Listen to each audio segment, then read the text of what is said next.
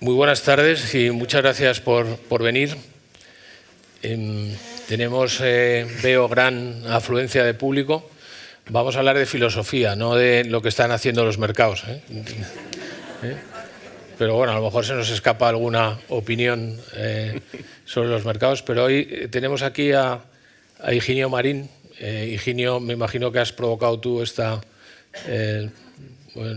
éxito de audiencia. Higinio ha estado con nosotros muchas veces. La verdad es que es muy amigo de la casa y cada vez que está con nosotros disfrutamos. La semana pasada tuvimos ocasión de vernos en Valencia también, donde hemos abierto por fin una oficina y estábamos haciendo la inauguración. Ahí estuvimos hablando de otro libro que nos ha unido, que es Elogio de la riqueza, que me imagino que muchos de ustedes o vosotros lo habéis leído. Y hoy venimos aquí a hablar de su libro, del último libro que ha escrito, que es un libro que se titula Filosofía breve de la vida, que yo creo que es un libro muy interesante, muy útil y muy ameno, y que yo creo que es probablemente, él nos explicará ahora, el libro que él dice que le tocaba escribir, pero yo creo que a él, que no se ponga excusas porque le gusta escribir este tipo de filosofía un poco más cercana, aunque también es capaz de hundirse en las profundidades del pensamiento, pero cuando liga sus ideas profundas con lo que el resto de los mortales somos capaces de entender, yo creo que escribe cosas muy interesantes como este libro, por el que te voy a preguntar en el próximo rato. Siempre pregunto, cuando venís aquí, siempre os pregunto por qué escribir este libro, pero como ya esa pregunta sé que te la sabes, te voy a hacer otra pregunta un poco más compleja. El libro se titula, he dicho, Filosofía breve de la vida, y es un libro que hace filosofía del vivir. De hecho, una de las ideas fundamentales del libro, creo, es si sería posible vivir sin hacerse preguntas. Cuando hacemos cosas, no preguntarnos por qué hacemos esas cosas. Entonces, yo te voy a preguntar si se puede vivir sin filosofía. Muy bien. Antes que nada, muy buenas tardes. Esto, vamos, aunque no lo hayan pretendido ustedes, es todo un elogio que con la tarde que hace y con la amenaza de lluvia estén ustedes aquí y no dando un paseo. Yo no podría vivir, creo, sin hacer filosofía.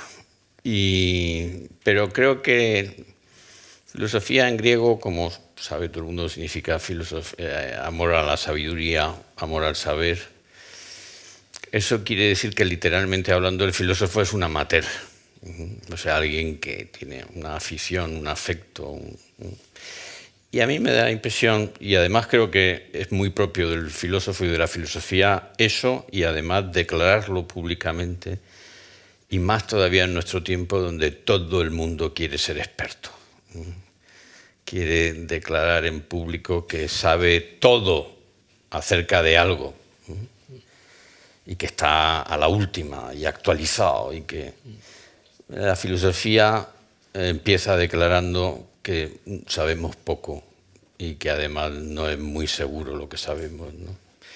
Y que eso le da un cierto carácter de amateur. Y yo creo que ese carácter de amateur se corresponde con que realmente es la respuesta elaborada que en una civilización particular, que es la europea, que es donde se ha hecho filosofía, pero la filosofía es la respuesta elaborada a un deseo humano universal, que es comprenderse, saber cómo son las cosas, por qué, no en el corto y en la media distancia, que eso lo suple la ciencia, los expertos, sino en las distancias largas, o sea, cuando las cosas son sometidas a una pregunta que es última, ¿no? ¿Qué sentido tiene esto? No para qué sirve, no cómo hacerlo, no porque, sino qué sentido tiene, ¿no? Y eso me parece que es una pregunta humana, y que quien no se la hace, pues está deshumanizado.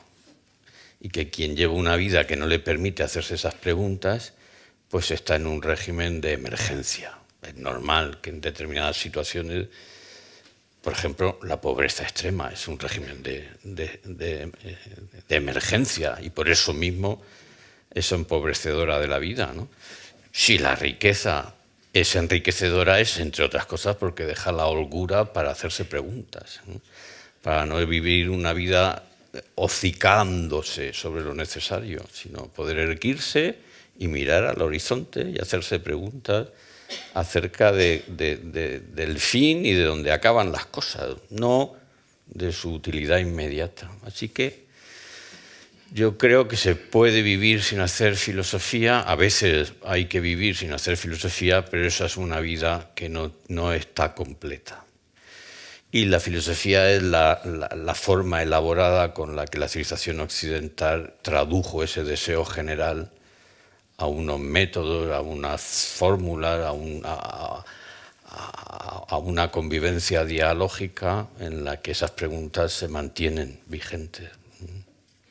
Tú has enfocado este libro a hablar de la vida, yo diría, cotidiana, de lo que nos pasa a todos, de cosas que todos estamos haciendo casi todo el tiempo, en las que estamos pensando qué haremos o que tenemos que hacer casi todo el tiempo. Es un libro de filosofía mundana, si cogemos la palabra que ahora Javier Gomá ha dado a algunos de sus escritos. Esas cosas cotidianas, esas cosas de todos los días son andar, obedecer, comer, dormir, tontear, trabajar, llorar, perdonar, hasta 51 verbos que son el guión del libro. Luego te diré algo de cómo es este libro para los que te tenemos que preguntar por el libro. Pero antes te quería preguntar y además ponerte en contexto, aunque tú lo explicas, por qué has elegido el infinitivo. Y te voy a contraponer a la idea de Ortega, de la que yo era muy partidario, de eso que decía que la vida se vive en gerundio. O sea, podías haber dicho andando, obedeciendo, comiendo, durmiendo. ¿Por qué el infinitivo y no el gerundio de los verbos que has elegido?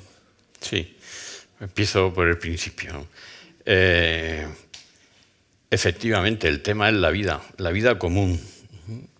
Cotidiana a veces, porque nacer y morir es un día solo en la vida. Sí.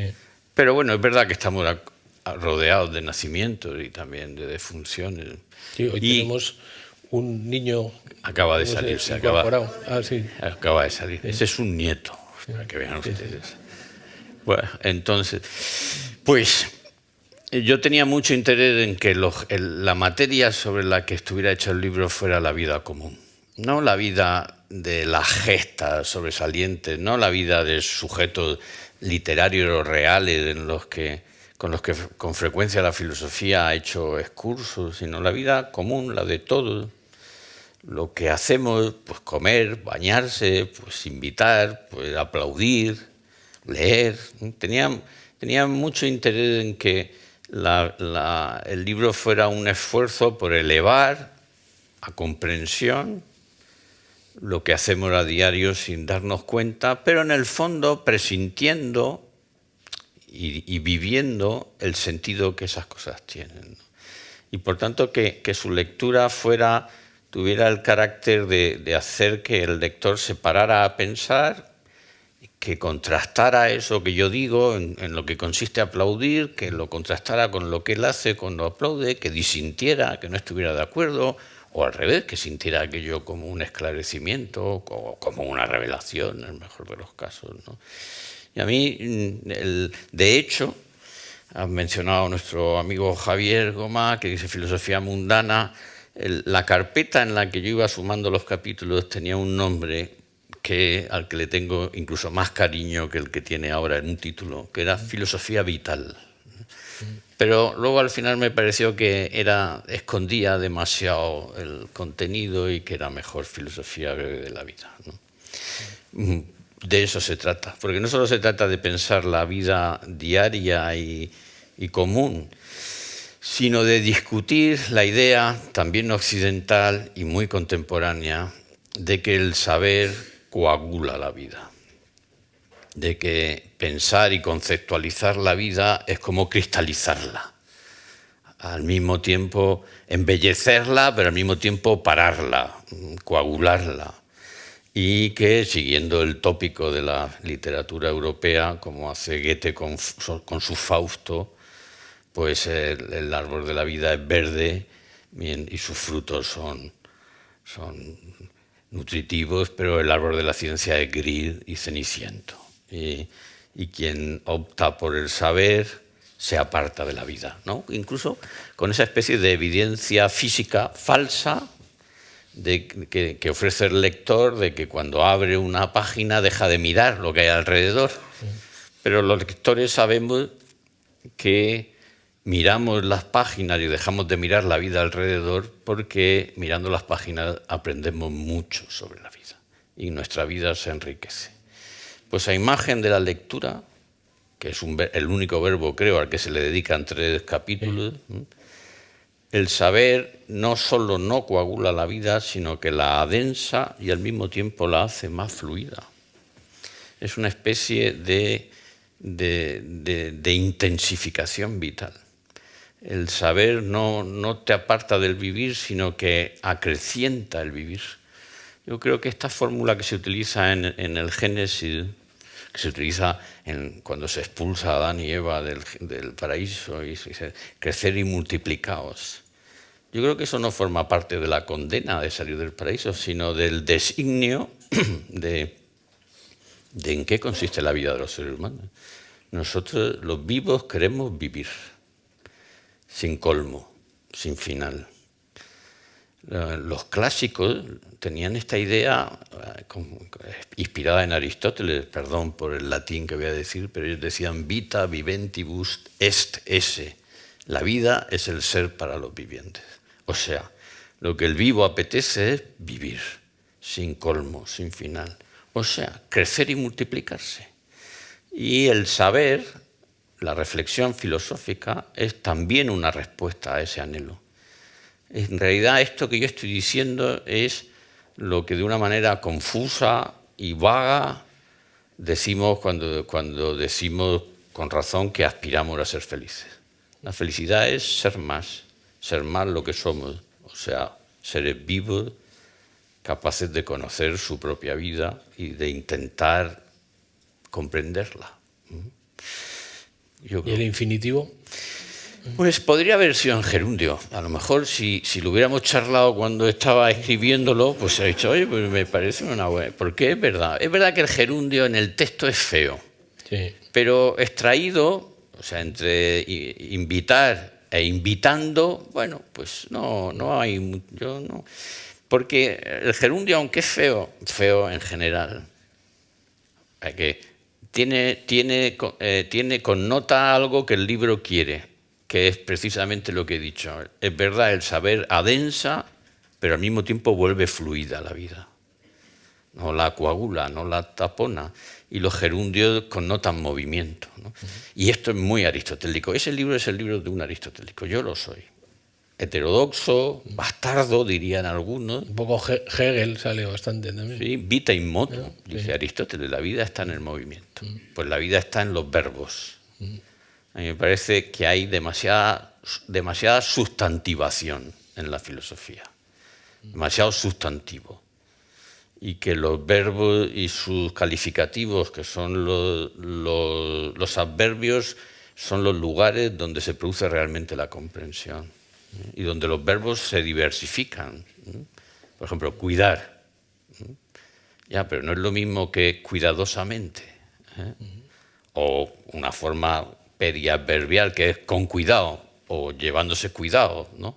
O sea que los verbos se declinan en adverbios y en realidad cuando buscamos la comprensión, lo que buscamos son las acciones humanas, de entenderlas. Pues el libro que yo recomiendo comprar, y bueno, me imagino que se habrá podido comprar ahora y luego cuando subamos a la terraza también se podrá comprar. Es importante comprarlo, yo creo que Higinio seguro que yo también lo recomiendo. Recomienda. También es importante leerlo, o sea, además de comprarlo, luego leerlo genera un... Y el editor también lo recomienda, que está allí al fondo. Pero el libro, que son realmente una introducción y 51 verbos que Higinio analiza, no es fácil para hacer una entrevista, porque es como un mapa que al final lo tienes que recorrer entero, porque no tenemos tiempo para ir uno a uno por cada una de las 51 partes. Y en otros libros pues es más fácil extraer probablemente la idea de fondo o las ideas que puedan ser transversales. Aquí, aunque hay 51 verbos, sí hay alguna idea que es transversal, sobre todo si te han leído más veces, pues se ven cosas que son tuyas y que las vas sacando a lo largo de distintas palabras. ¿De cuáles de esas ideas transversales has sido tú consciente en este recorrido? Hay varias, yo creo. Una es la idea de que lo humano es dispendioso por naturaleza. Antes creíamos que las piedras de Schiller elaboradas de manera que cortaran o sirvieran para clavarse eran ya reveladoras de que el fabricante había sido humano. Hoy no lo tenemos tan claro. Sabemos que hay formas de homínidos precursoras del sapiens que tenían capacidad de manipulación. Pero cuando encontramos un esfuerzo inútil en la ornamentación de la piedra, entonces, cuando los antropólogos nos dicen que Atapuerca es una sima funeraria, hay muchas especies que tienen que gestionar los restos cadavéricos de los miembros de la manada, porque si no producen enfermedad, atraen a depredadores. No sabemos que aquello es una sepultura cuando hay elementos dispendiosos. Por ejemplo, se han esforzado en ponerlo de una determinada postura. Lo han enterrado con sus avalorios, con unos avalorios cuyo valor era inconmensurable en su época. Han puesto sobre ella cuando hay un sobreesfuerzo, entonces sabemos que aquello es humano.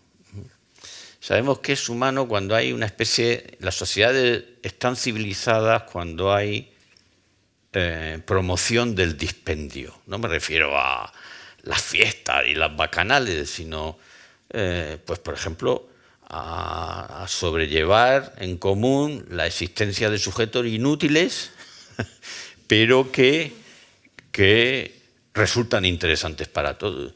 Nuestra especie, a diferencia de las demás, hace sobrevivir a los tullidos. Los antropólogos cuentan que cuando encuentran un resto fósil con una amputación, por ejemplo, que impide la locomoción y que se ha producido en fecha temprana, lo cual se puede datar, y al mismo tiempo los restos se corresponden con un sujeto de 20 o 30 años, eso es pura humanidad. No hay ningún animal que pueda sobrevivir con una amputación locomotora. Nosotros los mantenemos. Los mantenemos sin poder hacer lo que hacían, excursiones de caza y de recolección. Y ese sujeto empieza a tener con lo que los demás hacen una relación exclusivamente lingüística. No ha estado cuando cazaban, pero conoce la historia de cómo han cazado. No ha ido a recoger los frutos, pero le han contado cómo los frutos se distinguen y cuándo se sabe. No conoce el territorio porque no lo ha podido explorar. Y entonces este sujeto se especializa sin querer, como le pasa a todas las personas impedidas, en la memoria. Y la especialización de la memoria es el dispendio humano por excelencia. Ese es el antecesor del profesor, del filósofo. No ha salido, no sabe por experiencia, sabe por el lenguaje. Por eso en nuestra tradición de Homero apenas sabemos nada. A veces hemos dudado incluso si existía. Hoy estamos bastante ciertos de que es el autor, al menos de una parte importante de la Odisea y probablemente también de la Ilíada, o al revés, porque todavía está en discusión. Pero la tradición que nos presenta la existencia de Homero nos lo presenta como un tullido. Era, según la tradición, ciego.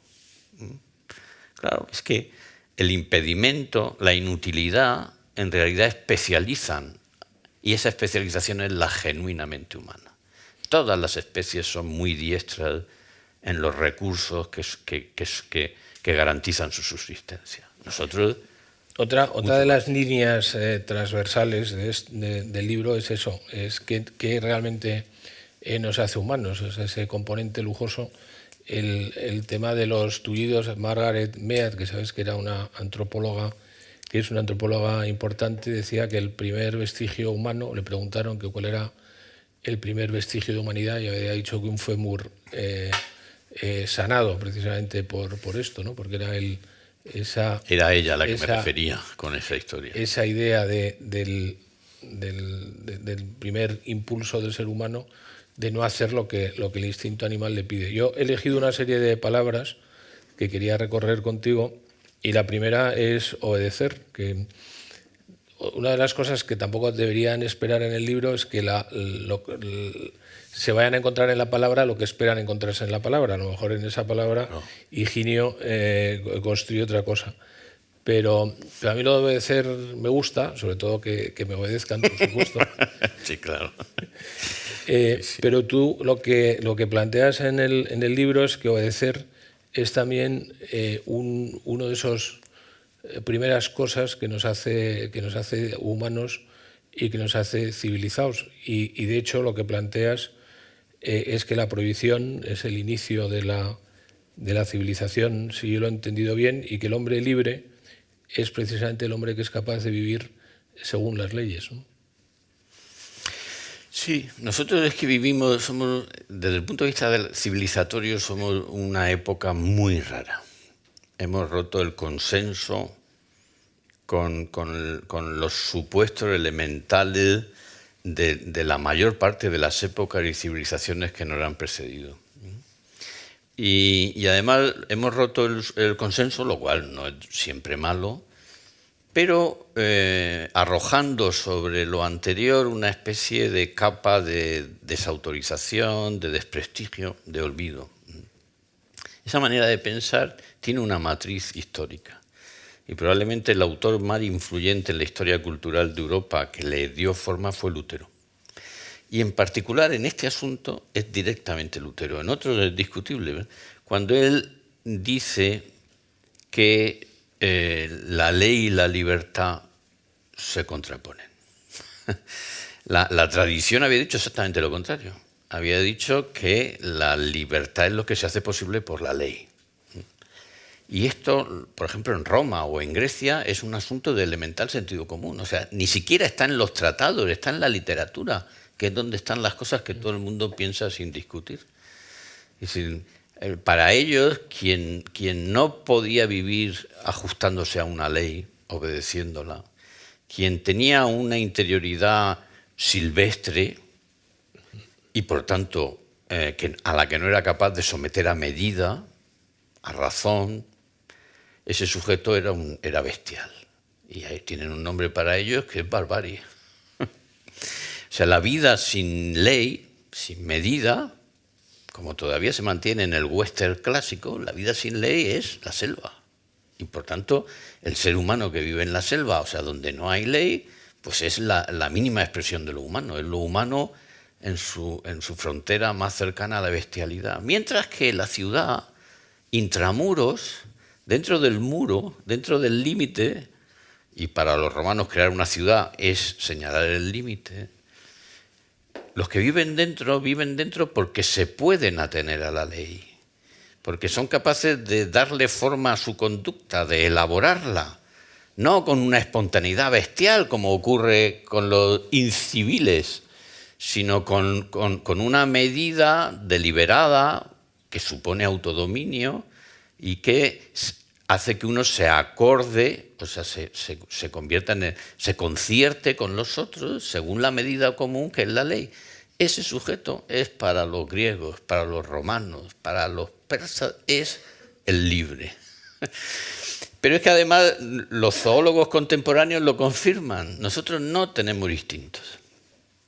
Nosotros decimos que tenemos instintos, pero es una manera impropia de hablar. Nosotros no tenemos instintos porque los instintos son rigideces automáticas que no están a disposición del sujeto. Los instintos poseen a los bichos. Los bichos no se conducen así libremente, se conducen por instinto. Nosotros somos libres, entre otras cosas, porque no tenemos instintos. Por ejemplo, no sabemos qué es lo comestible o lo incomestible. No sabemos cómo hay que cazar. No sabemos, ni siquiera, aunque nos lo creamos, no sabemos cuál es el protocolo de actuación sexual. No lo sabemos. La conducta que damos por mar instintiva. ¿Qué se hace en las actividades sexuales? ¿Qué es comestible o incomestible? Lo fija la cultura. Y por eso hay gastronomía, porque hay distintas tradiciones culturales y somos la única especie que discrepa acerca de qué es lo comestible y lo incomestible. Precisamente porque en Japón son comestibles los grillos y en Murcia no. En Murcia abrir un restaurante de grillos. ¿No? Y entonces, ¿cómo funcionan los sistemas culturales? Los sistemas culturales no funcionan diciendo hay que hacer esto. Funcionan prohibiendo lo que no hay que hacer. Exactamente igual que una madre con un niño, una madre responsable, lo que no para de decirle es no. Eso no. El enchufe, no. La ventana, no. No. O sea, prohibir. Eso quiere decir que la madre quiere sofocarla. Bueno, sí, una madre sobreprotectora es posible, pero lo que la madre quiere es ponerlo a salvo, y en concreto poner a salvo su vida. Las leyes civiles quieren poner a salvo la humanidad del hombre. El prejuicio de que uno solo puede ser libre en un contexto anómico es un prejuicio dislocado. Y además, errado, porque eso solo se puede aspirar en sociedades como las nuestras, hiperreguladas, donde ciertamente por la hiperregulación, sobre todo estatal, pues uno busca espacios anómicos, pero como estructura de la existencia humana es imposible. La civilización es la forma de vida de la ciudad. La forma de vida de la ciudad es aquellos, como dice Cicerón, aquella multitud ceñida por la ley.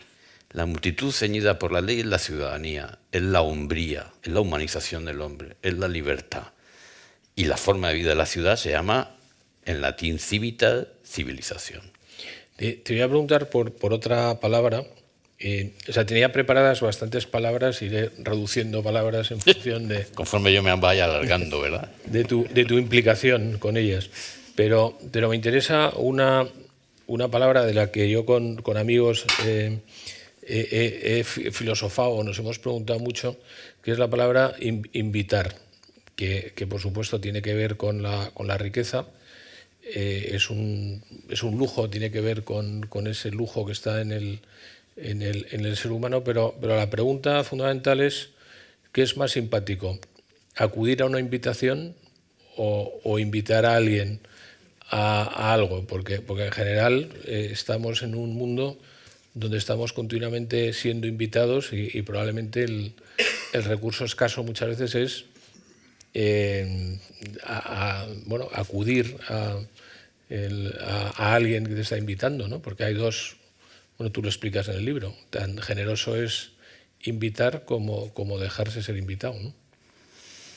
A veces mucho más, ¿no? A mí siempre, ya de joven, me parecía que eso de las obras de misericordia, de visitar a los enfermos, yo no sabía que era más misericordioso si estar enfermo y dejar que te visiten.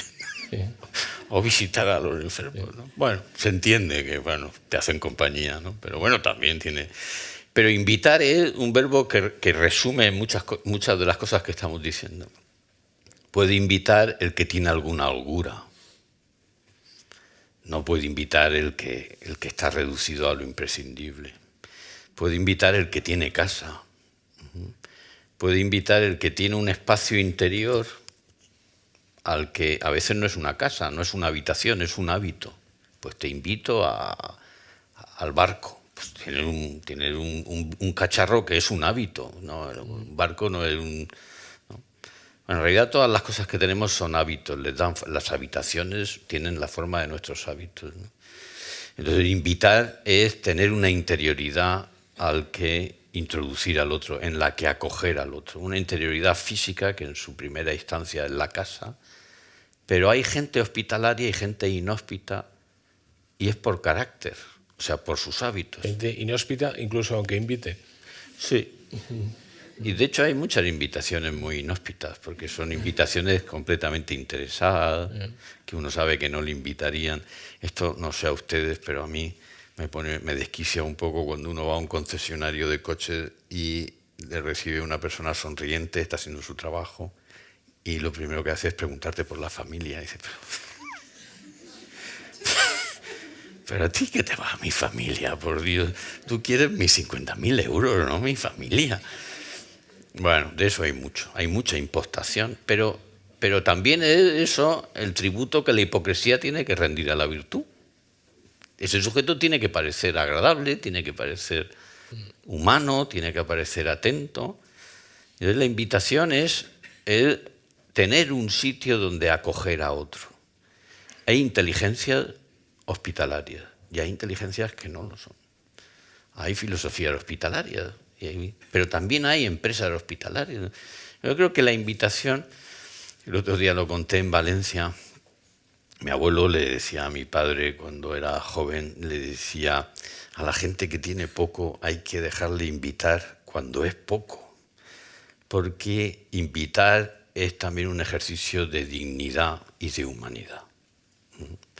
Y por eso, en todas las sociedades antiguas, la hospitalidad es un rito de naturaleza fundamental.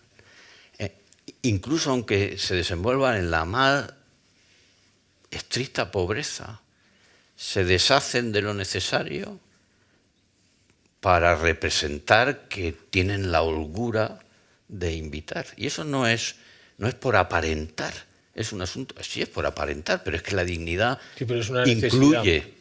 Eso es la dignidad, ¿no? Exactamente, es un ejercicio de dignidad, de representación de la propia dignidad. Y entonces, claro, hay un libro, yo leo los libros porque, como todo el mundo, porque me gustan, pero luego en algunos encuentro perlas y en otros no, y hay libros de una sola perla y hay otros libros que son como un yacimiento. En este solo encontré una perla, que es Mrs. Dalloway de Virginia Woolf.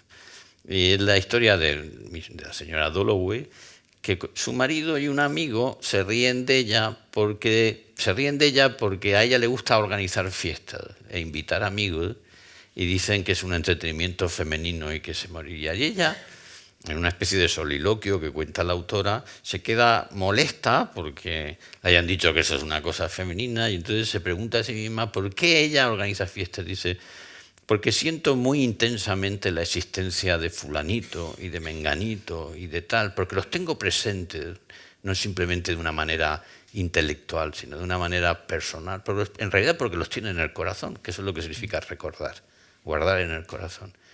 Y entonces siento intensamente a esa persona y tengo el movimiento espontáneo de reunirlos. Y claro, no los voy a reunir. Pues el día que los reúno, pues ya hago una fiesta, ¿no? No voy a congregar a la gente. Oye, vamos a ver si nos ponemos tristes juntos. Entonces, bueno, es que si no, no vienen. Si no les bueno, invitan. bien, pero es que en realidad lo que saca es solo, ¿cómo decir? Solo la periferia material de la alegría del encuentro, ¿no? Sí. Y entonces, o sea, la manifestación material de la alegría del encuentro. Y entonces... yo creo, fíjate si a mí me importa ese asunto y me parece una perla, que cuando yo soy creyente y filósofo, ya saben ustedes que eso entre mis colegas filósofos me desautoriza por completo. Tengo un amigo que se le ocurrió decirle a su mujer que yo era un filósofo interesante, y entonces la mujer le dijo, pero si va a misa. Dijo, pues sí, ¿qué le vamos a hacer? Voy a misa. Bueno, entonces, pero soy filósofo y me hago preguntas. Y una de las preguntas más difíciles es ¿por qué Dios creó el mundo? Me parece a mí. Mi respuesta, la mejor respuesta que yo tengo a mano, si es que hubiera Dios y si es que lo hubiera creado, mi respuesta es montó una fiesta. A Dios le pasaba lo que a mí Mrs. Dalloway. Sentía muy intensamente a la gente, no la olvida y dice, pues voy... Pero esa fiesta es el cosmos y el universo. Luego, según la tradición judeocristiana, le aguamos la fiesta. Sí. Pero a mí me parece que es la mejor explicación que yo he encontrado y también, por tanto, la mejor explicación a qué es este mundo. Este mundo es una fiesta que no ha salido del todo bien. Bueno, que va camino, ¿no? Que es una... Pero que guarda su naturaleza de fiesta, por ejemplo. Otro verbo, celebrar. Celebrar viene del latín celeber, que su antónimo es desertus, o sea, lo desierto donde nadie se reúne. Una celebración significa reunión. Nosotros lo hemos convertido en la dimensión festiva de la reunión, porque en realidad a las reuniones les corresponde una dimensión festiva. Yo creo que seguro que ha pasado que uno va al funeral de un amigo y de repente se encuentra con un montón de amigos en el funeral del amigo, y no es que te olvides del difunto, pero el encuentro es que te sale festejarlo, aunque sea en un funeral, y entiendes que también en los funerales hay una celebración de la vida, aunque sea en el contexto de una pena inconsolable. Reunir lo que nos reúne tiene siempre naturaleza celebrativa, la filosofía. La filosofía reúne a la gente como reúne a la gente las historias, como reúne a la gente las historias que contaba el ciego, que no podía salir a cazar, pero tenía más memoria que todos. Y entonces la historia, el argumento, la comprensión, componen como rinconeras cálidas en el mundo. Nos ponen a salvo de la intemperie del sinsentido. Bueno, es interesantísimo, pero se confirma que Higinio ha hecho el libro de esta manera para que sea prácticamente imposible mi labor aquí. Pensando en ti. Está muy bien pensado. Te quería preguntar por otra palabra. Luego, si tú enganchas con varias, sigues, ¿eh? Pero otro de los temas transversales que luego voy a volver es el tiempo. El tiempo, y además creo que tu hijo, que también es filósofo, le citas en referencia al tiempo, con lo cual os animo a los dos a hacer otro libro. No, a él no le animes, que es capaz, que está por aquí. Pero te voy a preguntar traes a colación el tiempo definiendo o hablando del verbo pasear. Y dices una cosa muy bonita, que dice que en el paseo se le da tiempo a la distancia. Porque pasear es exactamente lo que hacemos cuando no estamos simplemente desplazándonos de un sitio a otro. Y es un lujo también. Y es un puro lujo, sí señor. Cuando estamos yendo de un sitio a otro, desplazándonos, eso es lo que hacen los bichos. Los bichos no pasean, se desplazan. Y nosotros con mucha frecuencia también, solo nos desplazamos. Y vamos ocupados en lo que vamos a hacer, pero en cuanto el viaje se te convierte en viaje y no mero desplazamiento, entonces hay demora. Aunque vaya igual de rápido, pero hay demora. O sea, el sitio por el que estás pasando no es tan indiferente. Y entonces tú le estás dando un tiempo, aunque sea solo un tiempo interior. Yo ahora viajo mucho en tren, Valencia, y voy siempre con el ordenador, pero de vez en cuando lo cierro y a mirar por la ventana. Eso se parece más a pasear que a otra cosa.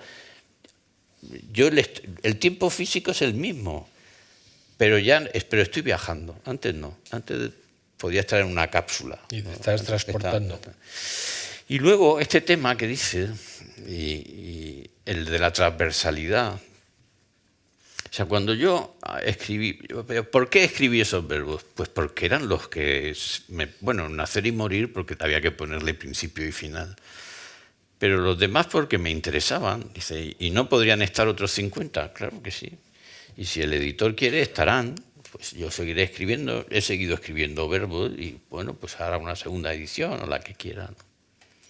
O sea, están los verbos que a mí me producían asombro, que es la pista con la que un filósofo sabe que hay ahí asunto. Cuando una cosa te llama la atención, pero no solo te la llama, te la captura, o sea, te vuelve un poco una microobsesión, estás pendiente del asunto. Y tal. Pero cuando me puse a escribir el índice, al principio pensé, pues de nacer a morir, Y entonces me puse a poner los verbos con un orden biográfico. Pero había muchos verbos que tenían puntos en común entre ellos, que si yo los ordenaba biográficamente, esa conexión se perdía. Y entonces dije, bueno, pues voy a hacerlo por bloques temáticos. Y entonces puse los verbos por tema. Pero ocurría lo mismo. Era imposible. O sea, no había manera de hacer un índice secuencial, o sea, sucesivo. Y entonces empecé a pensar que propiamente aquel índice se tenía que parecer más a un rompecabezas, que cada pieza se tocaba con un montón. Pero casi un rompecabezas no bidimensional, sino tridimensional. Y entonces digo, bueno, pero no. Entonces se me ocurrieron cosas muy extrañas, como escribir varios índices. Digo, pues mire, si a usted le interesa este asunto. Pero me pareció complicado. Y al final creo que me di cuenta de cuál es la estructura del libro. Y esto es importante decirlo para el lector. Porque yo creo que el libro tiene muchas cosas transversales. El lujo, el dispendio, la libertad, el tiempo, muchas cosas, la humanidad. Bueno.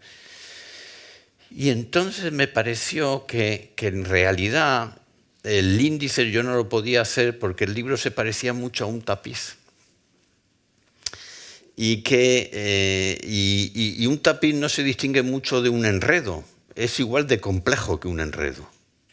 Solo que, a diferencia del enredo, el tapiz es significativo, arroja una imagen. Y que por eso muchos temas estaban en muchos capítulos, como ocurre en el tapiz, que el rojo está ribeteando al sol arriba, pero abajo coloreando la sangre del no sé qué. Entonces, y que el reverso lo tienen que dar ustedes.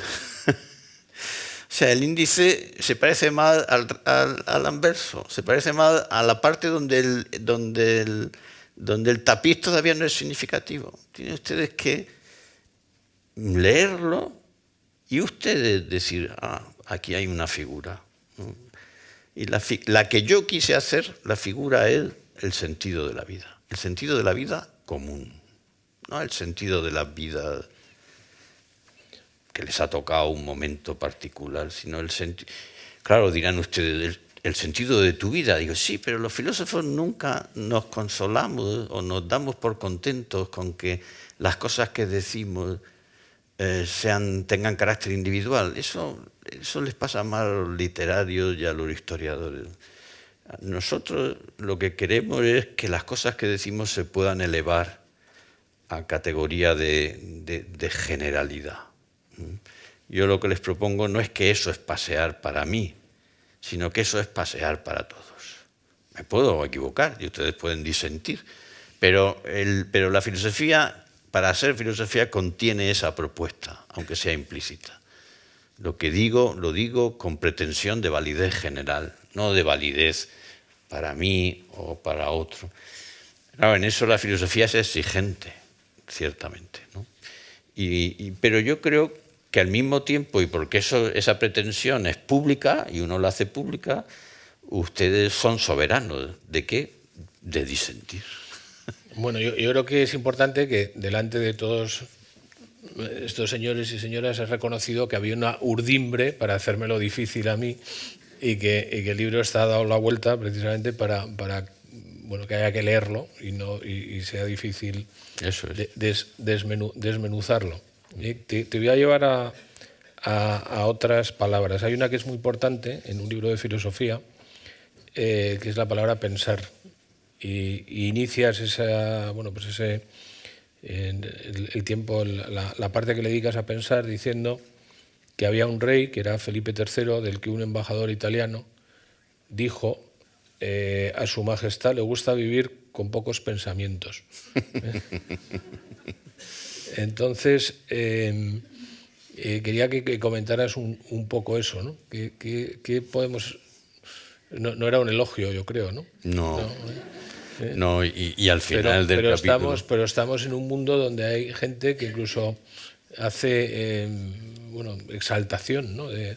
de pensar pocos, ¿no? Incluso gente que tiene pues es capaz de decirte, no, yo es que tengo solo una idea. Y al final del capítulo Se dice que del rey de ese terminó diciéndose que se dejaba gobernar. Fue el primero que nombró valido y estas cosas, ¿no? O sea que, lo dijo su padre. sí, efectivamente, el mismo que...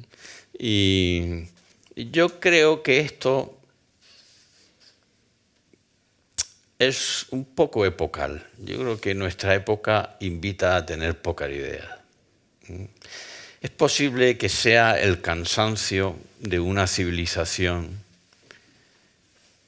con una riqueza y con una densidad de matices y de ideas y de discusiones en torno a las ideas como seguramente no ha habido otra. Ya sé que esto hoy no es muy correcto porque hay que ser indigenista y estas cosas, pero a la gente de Murcia somos como indígenas occidentales, o sea que podemos hacer una buena síntesis. Yo creo que en Occidente vivimos tiempos de cansancio. Es normal, las civilizaciones tienen su época. Y el cansancio se da por satisfecho con pocas ideas. Y además, como las especializaciones profesionales pues, son muy exigentes en herramientas, pues ya cuando uno levanta la vista no quiere encima meterse en complejidades, quiere que la vida fuera de las dificultades diarias resulte sencilla, ¿no? Y como además vivimos en ciudades, pues ya sabe, alabanza de aldea y menosprecio de corte, ¿no? Pero la vida no se vuelve difícil o áspera porque uno tenga muchas ideas, sino que se vuelve más rica, más vital. Pensar, como he dicho antes, en realidad es abundar, es un ejercicio de abundancia. Es casi una redundancia, pero una redundancia comprensiva. Los pensadores son redundantes. El estilo filosófico, cuando es un libro que los filósofos escribimos sueltos, siempre tiene repeticiones, siempre redundante. Cuando escribimos para que sea leíble, pues entonces hay que evitar las redundancias. Pero aún así salen, son inevitables. Pensar es redundar. Y eso es también abundar. Y querer sofocar o extinguir las ideas porque uno se siente torpe o poco capaz es un autoempobrecimiento. Y bueno, hay que mirarlo con consideración y respeto, pero no con mucha condescendencia. A mí me preocupa mucho la naturaleza elemental de la psicología juvenil contemporánea. Me parece que ahí hay un asunto en el que nos tenemos que parar a pensar. En latín, pensar es cogitare. La traducción directa de cogitare no es pensar. Cogito ergo sum, pienso luego existo. El cogito, cogitare, tiene un sentido más profundo, a mi juicio, es un sinónimo casi de cuidar. De atender, en el sentido castellano en el que atender no es solo un hecho psicológico, sino un ponerse al servicio de. El que piensa se pone al servicio de lo que piensa. Y además, con cuidado. Y yo creo que eso es algo, esos hábitos son hábitos que enriquecen la vida. El cuidado sería otro de los temas transversales del libro. Porque en esto somos más conscientes, yo creo, que en ningún otro momento histórico, para no hablar de todo lo preocupante de nuestro mundo. El paradigma de las civilizaciones en todos los lugares del planeta, el paradigma desde que tenemos memoria, es el guerrero. La ciudadanía griega, la ciudadanía romana, los imperios persas, las civilizaciones, la precolombina, el guerrero es la pieza central, porque el guerrero es el heredero del cazador. Y por eso la aristocracia guerrera siempre se reservaban el privilegio de la caza.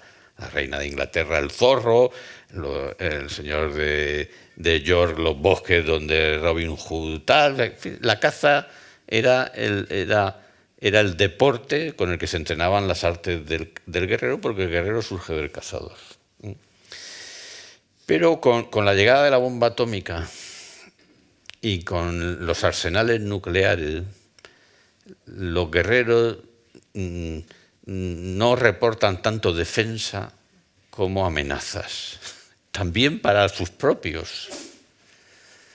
Y como además eso se junta con la idea de que podemos destruir el planeta, no solo por el armamento nuclear, sino por el desarrollo industrial, es la primera vez que nos hemos dado cuenta que nuestra posición en el mundo no era algo que se siguiera de nuestro poder, y de ahí la centralidad del guerrero, sino que era necesario poner al mundo a salvo de nosotros mismos para que nosotros mismos pudiéramos perdurar a salvo en el mundo.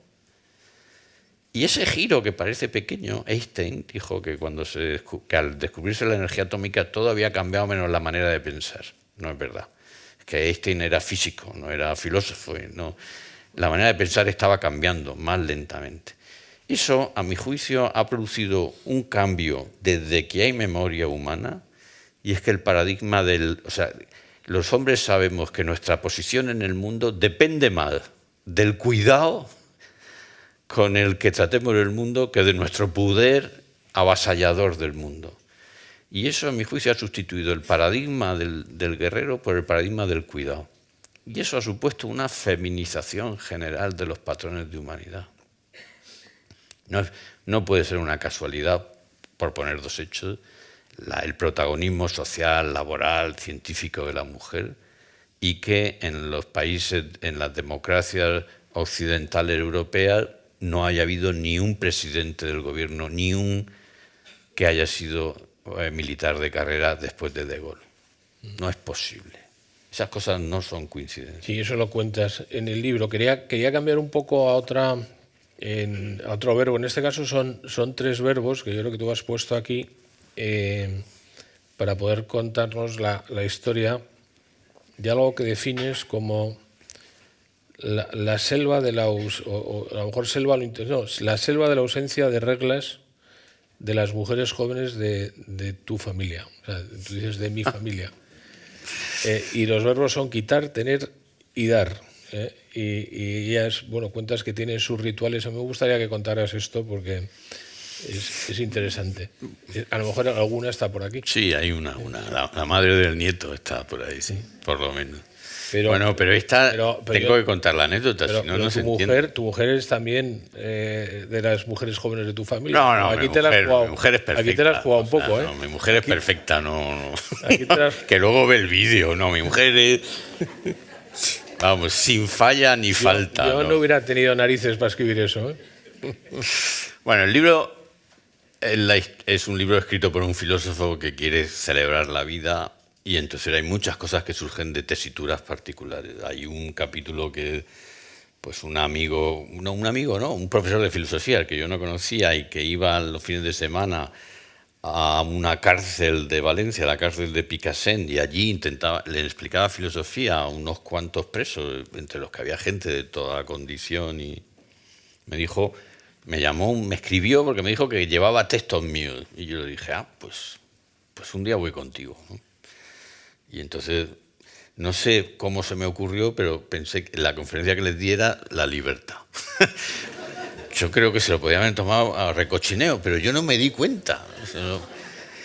Y el capítulo cuenta un poquito eso, ¿no? Y hay varios de este tipo, pero hay otro, en mi casa, la que gana el dinero, lo digo siempre porque ya ve los vídeos, es mi mujer. Yo soy filósofo, ya saben ustedes que tenemos un voto de pobreza y aunque no lo hagamos, nos pasa que somos pobres, ¿no? Y entonces a partir de cierto momento, que tuvimos todos los hijos, pues yo estaba más tiempo en casa que ella. Y entonces, claro, yo tengo 4 hijas y un hijo. Entonces hay hábitos femeninos y juveniles que yo no tenía interiorizados. Por ejemplo, cómo de intensas pueden ser los odios fraternos femeninos cuando se producen robos de complementos o vestiduras. Entonces yo estaba estudiando o leyendo y oía que las hijas se juraban odio eterno, muerte cruel, en la hoguera, pero con desmembramiento previo. Ríete tú y claro, me alarmaba y iba a ver qué pasaba, intentaba poner paz y tal, no sé qué.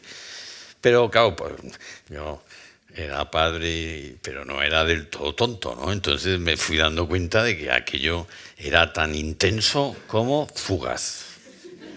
Así que lo que un padre sabio tenía que hacer era no aparecer.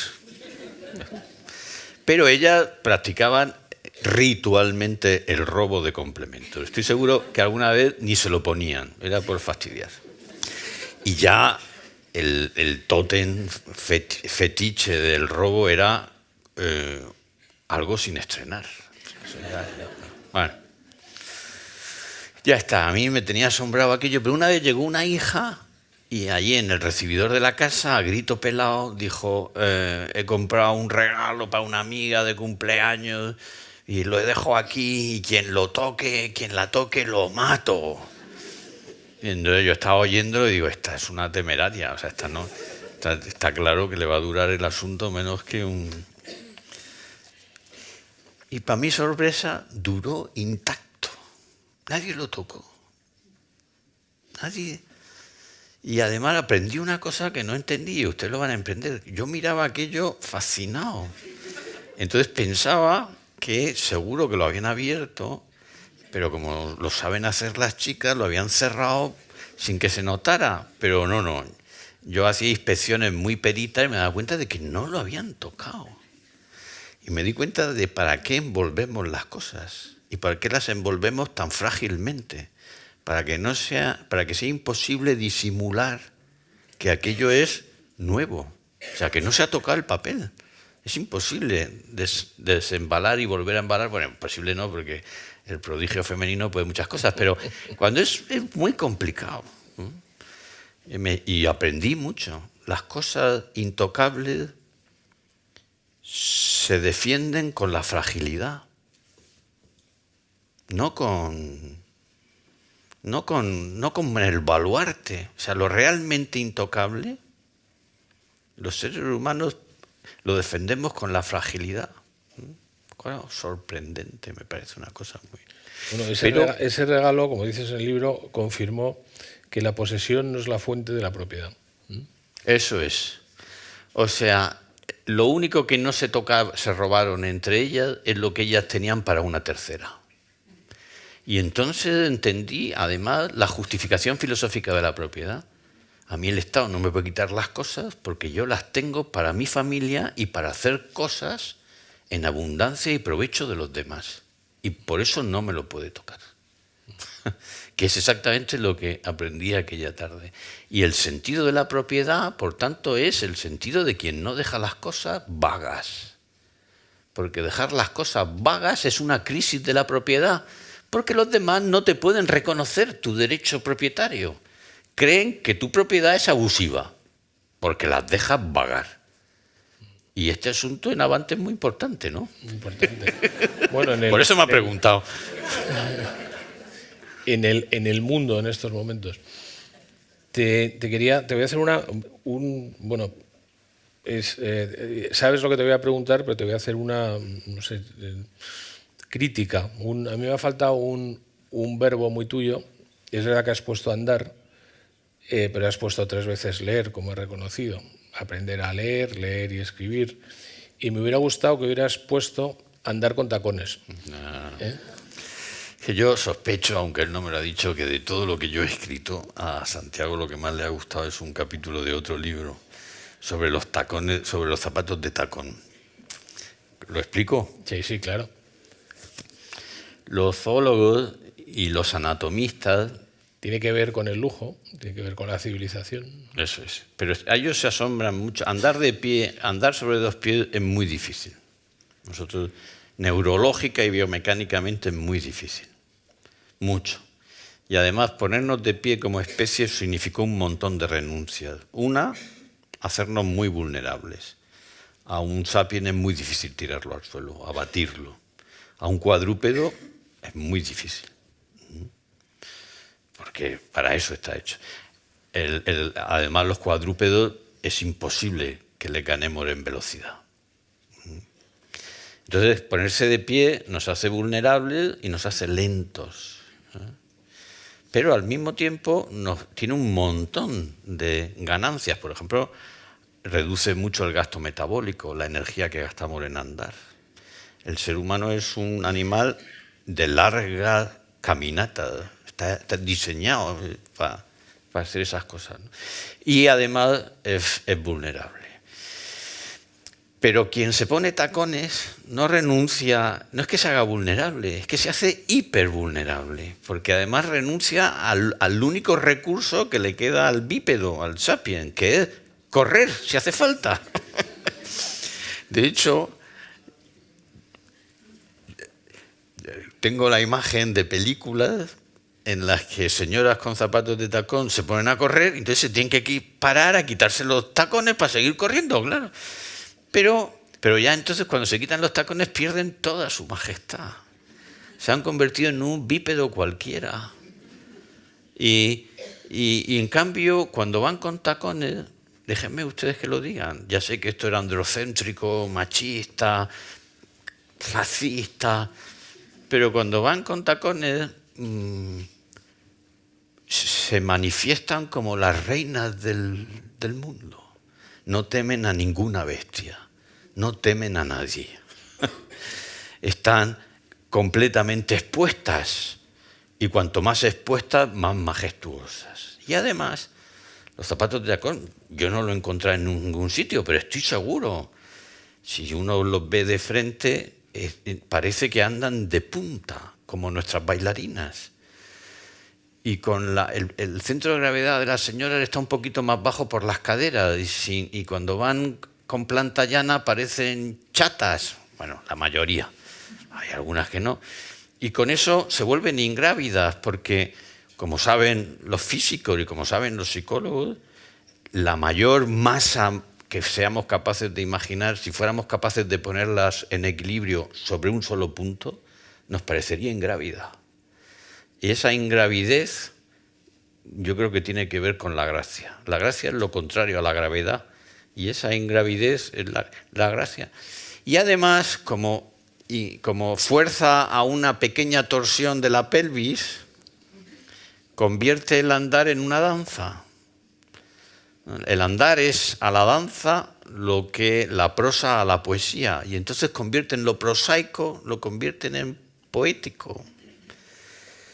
Y a mí me parece que es un homenaje a la humanidad y además es un puro lujo.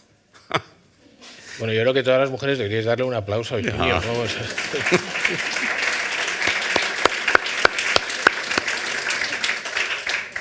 Yo te pido que lo cuentes porque en la contraposición del tacón, son las zapatillas on y todas esas cosas que estéticamente no ayudan mucho. Quería que aplaudieran, aunque se lo merece, para que nos expliques el aplauso. Aplaudir.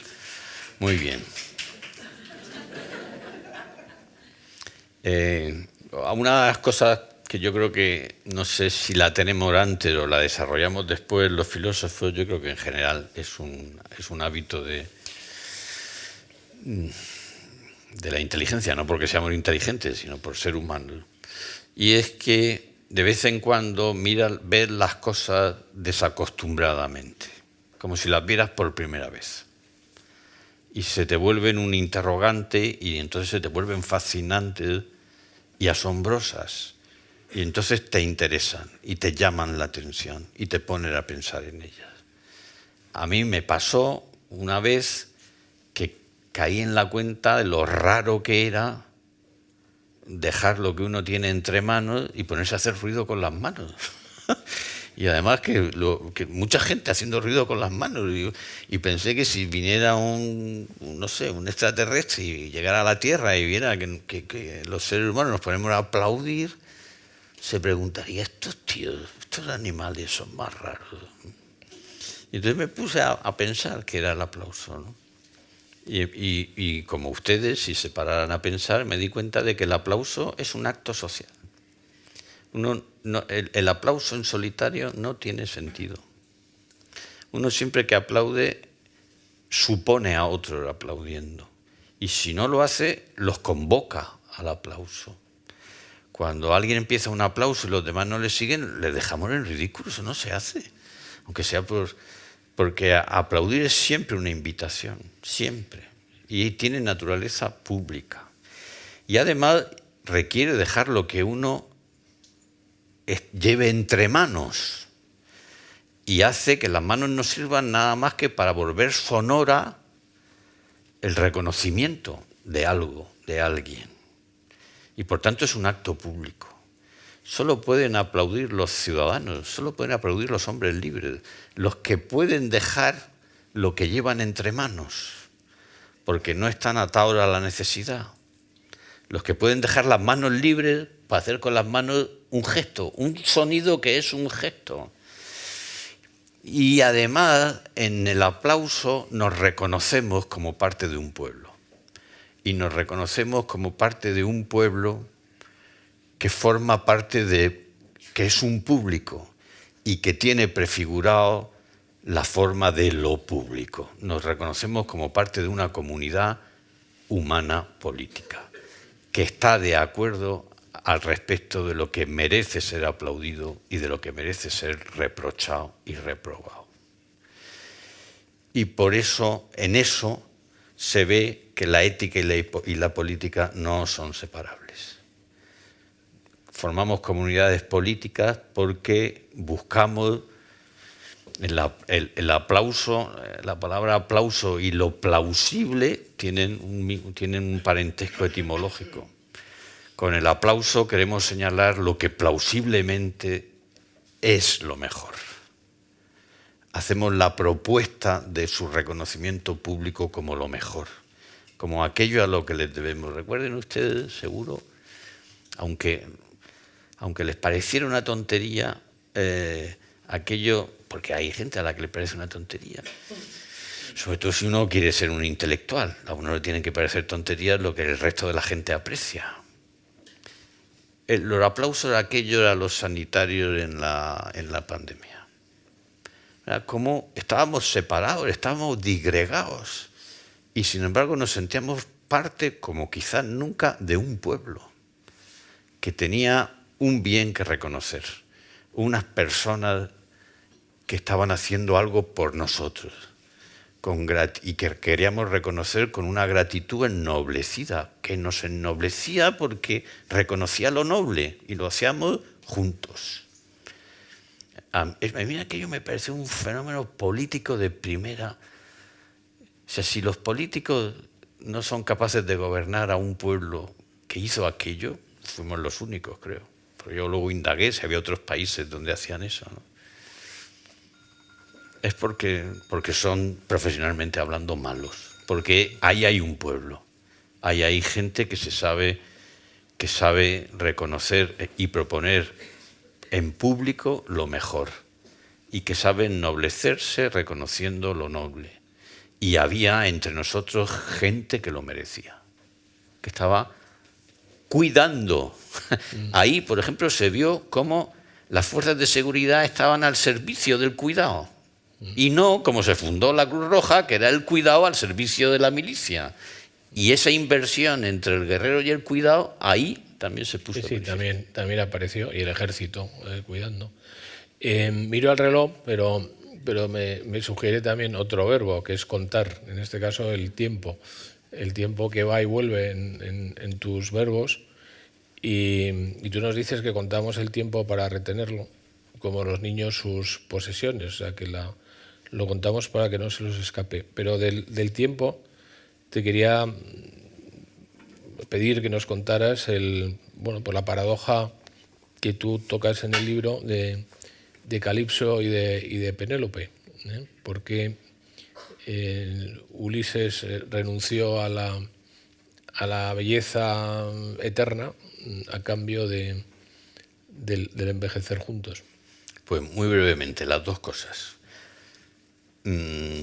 Ese capítulo sobre contar el tiempo tiene un origen también doméstico y familiar.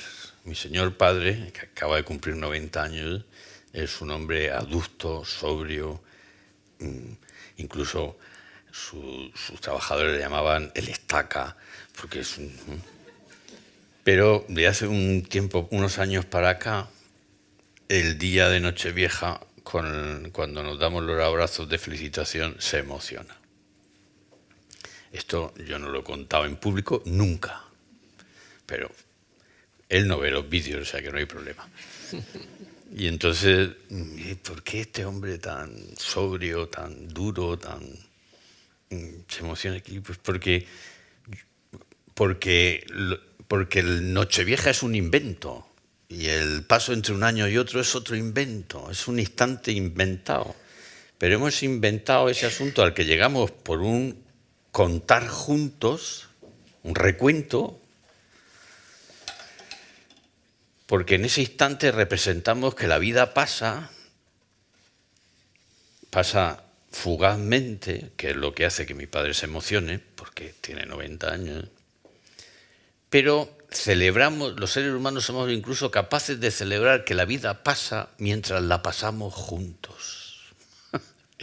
Y entonces el recuento del tiempo juntos es el recuento de nosotros que nos hemos reunido para pasar ese instante inventado juntos.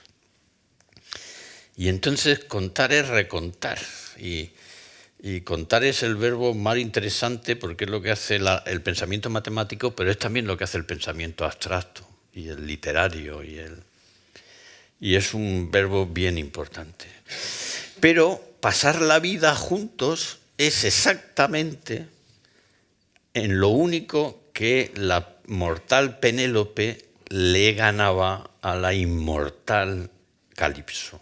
Calipso es una ninfa. Una ninfa, como no me tengo tiempo para extenderme... No, extiéndete. Vale, pues reúne todas las gracias femeninas. Todas. La belleza física, por supuesto, pero muchas más. Sabe cantar, sabe bailar, sabe todas las gracias, sabe hacer compañía, es una relatora fantástica, tiene una belleza imperturbable. Pero cuando Ulises lleva con ella unos cuantos años, no crean que un par de meses, unos cuantos años, ella le nota a Ulises que empieza a estar triste. Y como tiene todos los dones femeninos, ni siquiera necesita preguntarle, va directa. Y le dice, ¿pero qué tiene esa mortal que yo no tenga? Entonces, Ulises, que tonto no es, le dice, no, es la patria de mis mayores y tal, y el humo del fuego de la casa. Y empieza a desviar el tiro. Y Homero no cuenta mucho más. Pero la pregunta de Calipso a mí se me quedó en pie. Dice, ¿qué tiene Penélope que no tenga Calipso? Con Calipso, que además le había prometido a Ulises un amor inmortal y por tanto sin final, con Calipso no se puede pasar la vida juntos, porque la vida no pasa. Y los seres humanos, un hombre cuando quiere una mujer, y a la inversa lo que quieren es pasar la vida juntos. Porque en el pasar la vida juntos reconocemos nuestra condición fugaz, pero al mismo tiempo reconocemos que esa condición fugaz tiene sentido, que ha valido la pena la vida que ha pasado. Y yo creo que de una manera no filosófica, mi padre, que es un hombre, siente todo eso. Siente que su vida está pasando, que la pasa, que tiene... Eso es una familia. La familia es con los que queremos pasar nuestra vida. Pues Higinio, yo creo que hemos pasado un rato magnífico y como además hemos aprendido a aplaudir y tú eres una persona que sabes medir los aplausos, yo creo que te tenemos que dar y quiero que te demos un magnífico aplauso. Un placer. Muchas gracias. Muchas gracias. Un placer, un placer.